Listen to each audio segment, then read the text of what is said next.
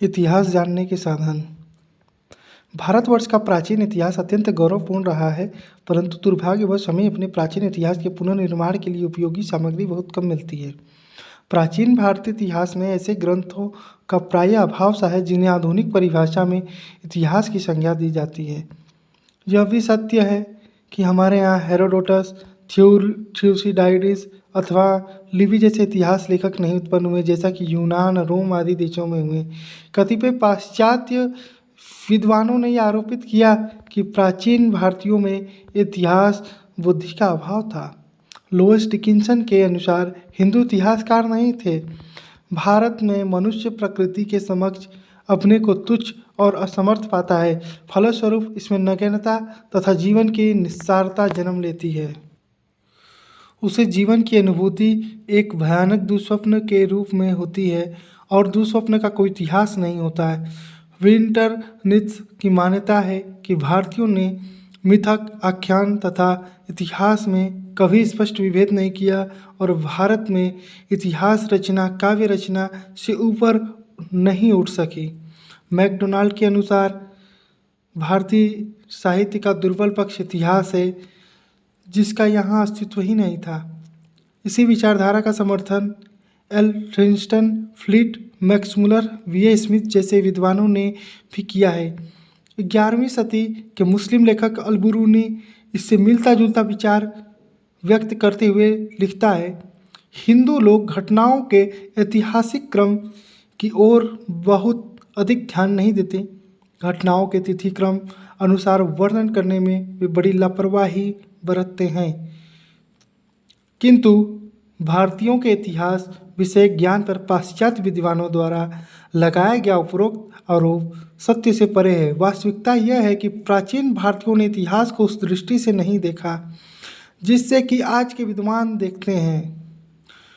उनका दृष्टिकोण पूर्णतया धर्मपरक था। उनकी दृष्टि में इतिहास साम्राज्यों अथवा सम्राटों के उत्थान अथवा पतन की गाथा न होकर उन समस्त मूल्यों का संकलन मात्र था जिनके ऊपर मानव जीवन आधारित है। अतः उनकी बुद्धि धार्मिक और दार्शनिक ग्रंथों की रचना में ही अधिक लगी, न कि राजनीतिक घटनाओं के अंकन में। तथापि इसका अर्थ यह नहीं कि प्राचीन भारतीयों में ऐतिहासिक चेतना का भी अभाव था। प्राचीन ग्रंथों के अध्ययन से यह बात स्पष्ट हो जाती है कि यहाँ के निवासियों में अति प्राचीन काल से ही इतिहास बुद्धि विद्यमान रही है। वैदिक साहित्य, बौद्ध तथा जैन ग्रंथों में अत्यंत सावधानीपूर्वक सुरक्षित आचार्यों की सूची से यह बात स्पष्ट हो जाती है। वंश के अतिरिक्त गाथा, नाराशंसी साहित्य, जो राजाओं तथा ऋषियों के स्तुतिपरक गीत हैं, से भी सूचित होता है कि वैदिक युग में इतिहास लेखन की परंपरा विद्यमान थी। इसके अतिरिक्त इतिहास तथा पुराण नाम से भी अनेक रचनाएं प्रचलित थी। इन्हें पंचम वेद कहा गया है। 7वीं सदी के चीनी यात्री वेनसांग ने लिखा है कि भारत के प्रत्येक प्रांत में घटनाओं का विवरण लिखने के लिए कर्मचारी नियुक्त किए गए थे। कल्हड़ के विवरण से पता चलता है कि प्राचीन भारतीय विलुप्त तथा विस्मृत इतिहास को पुनर्जीवित करने की कुछ आधुनिक विधियों से परिचित थे। वह लिखता है, वही गुणगान कवि प्रशंसा का अधिकारी है जो राग द्वेष से मुक्त होकर एकमात्र तथ्यों के निरूपण में ही अपनी भाषा का प्रयोग करता है। वह हमें बताता है कि इतिहासकार का धर्म मात्र ज्ञात घटनाओं में नई घटनाओं को जोड़ना नहीं होता, अपितु सच्चा इतिहासकार प्राचीन अभिलेखों तथा सिक्कों का अध्ययन करके विलुप्त शासकों तथा उनकी विजयों की पुनः खोज करता है। कल्हड़ का यह कथन भारतीयों में इतिहास बुद्धि का सबल प्रमाण प्रस्तुत करता है। इस प्रकार हम सावधानीपूर्वक अपने विशाल साहित्य की छानबीन करें तो उसमें हमें अपने इतिहास का पुनर्निर्माणार्थ अनेक महत्वपूर्ण सामग्री उपलब्ध होगी। साहित्यिक ग्रंथों के साथ साथ भारत में समय समय पर विदेशों से भी आने वाले यात्रियों के भ्रमण वृत्तांत भी इतिहास विषयक अनेक उपयोगी सामग्री प्रदान करते हैं। इधर पुरातत्ववेत्ताओं के अतीत के खंडहरों से अनेक ऐसी वस्तुएं खोज निकालनी हैं जो हमें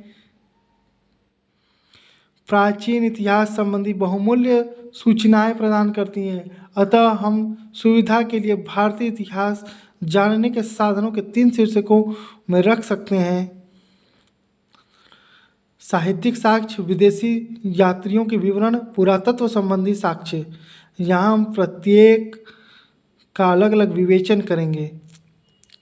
साहित्यिक साक्ष्य, इस साक्ष्य के अंतर्गत साहित्यिक ग्रंथों से प्राप्त ऐतिहासिक सामग्रियों का अध्ययन किया जाता है। हमारा साहित्य 2 प्रकार का है, धार्मिक साहित्य, लौकिक साहित्य। धार्मिक साहित्य में ब्राह्मणेतर ग्रंथों की चर्चा की जाती है। ब्राह्मण ग्रंथों में वेद, उपनिषद, रामायण, महाभारत, पुराण आदि स्मृति ग्रंथ आते हैं, जबकि ब्राह्मणेतर ग्रंथों में बौद्ध, जैन साहित्यों से संबंधित रचनाओं का उल्लेख किया जाता है। इसी प्रकार लौकिक साहित्य में ऐतिहासिक ग्रंथों की जीवनियाँ कल्पना प्रधान तथा गल्प साहित्य का वर्णन किया जाता है। इनका अलग अलग विवरण इस प्रकार है। ब्राह्मण साहित्य, वेद भारत के सर्वप्राचीन धर्म ग्रंथ हैं और जिनका संकलन करता महर्षि कृष्णदेवयापन वेदव्यास को माना जाता है। भारतीय परंपरा वेदों को नित्य तथा अपौरुषेय मानती है। वैदिक युग की सांस्कृतिक दशा के ज्ञान का एकमात्र स्रोत होने का कारण वेदों का ऐतिहासिक महत्व बहुत अधिक है। प्राचीन काल के अध्ययन के लिए रोचक समस्त सामग्री हमें प्रचुर रूपों से वेदों में उपलब्ध हो जाती है। वेदों की संख्या 4 है, ऋग्वेद, यजुर्वेद, सामवेद, अथर्ववेद। इनमें ऋग्वेद न केवल भारतीय आर्यों की अपितु समस्त आर्य जाति की प्राचीनतम रचना है। इस प्रकार यह भारत तथा भारतेतर प्रदेशों के आर्यों के इतिहास, भाषा, धर्म एवं उनकी सामान्य संस्कृति पर प्रकाश डालता है। विद्वानों के अनुसार कारियों ने इनकी रचना में पंजाब में किया था, जब वे अफगानिस्तान से लेकर गंगा यमुना के प्रदेश तक ही फैले थे। इनमें 10 मंडल, 1028 सूक्त हैं। ऋग्वेद का अधिकांश भाग देव स्रोतों में भरा हुआ है और इस प्रकार उसमें ठोस ऐतिहासिक सामग्री बहुत कम मिलती है, परंतु इसके कुछ मंत्र ऐतिहासिक घटनाओं का उल्लेख करते हैं। जैसे एक स्थान पर 10 राजाओं के युद्ध का वर्णन आया है जो भारत के कबीले के राजा सुदास के साथ हुआ था। यह ऋग्वैदिक काल की एकमात्र महत्वपूर्ण ऐतिहासिक घटना है। यह शुद्ध आर्यों के 2 प्रमुख जनों पुरु तथा भरत के बीच हुआ था। भरत जन का नेता सुदास था, जिसके पुरोहित वशिष्ठ थे। इनके विरुद्ध 10 राजाओं का एक संघ था, जिसके पुरोहित विश्वामित्र थे। सुदास ने रावी नदी के तट पर 10 राजाओं के इस संघ को परास्त किया और इस प्रकार वह ऋग्वैदिक भारत का चक्रवर्ती शासक बन बैठा।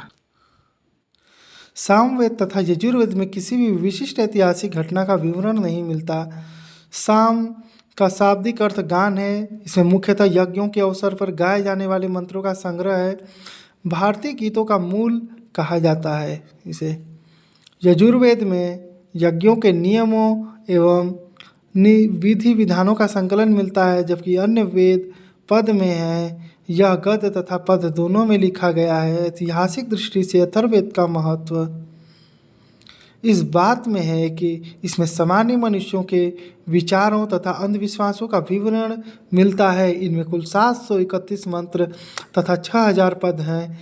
इसके कुछ मंत्र ऋग्वैदिक मंत्रों से भी प्राचीनतर हैं। पृथ्वी सूक्त इसका प्रतिनिधि सूक्त माना जाता है, जिसमें जीवन के सभी पक्षों जैसे रोग निवारण, समन्वय, राजभक्ति, विवाह तथा प्रणय गीतों आदि के विवरण सुरक्षित हैं। कुछ मंत्रों में जादू टोने का भी वर्णन है, जो इस बात का सूचक है कि इस समय तक आर्य अनार्य संस्कृतियों का समन्वय हो रहा था। आर्यों ने अनार्यों के कई सामाजिक एवं धार्मिक रीति रिवाजों एवं विश्वासों को ग्रहण कर लिया था। अथर्ववेद में परीक्षित को कुरुओं का राजा कहा गया तथा कुरु देश की समृद्धि का अच्छा चित्रण मिलता है। इन 4 वेदों को संहिता कहा जाता है।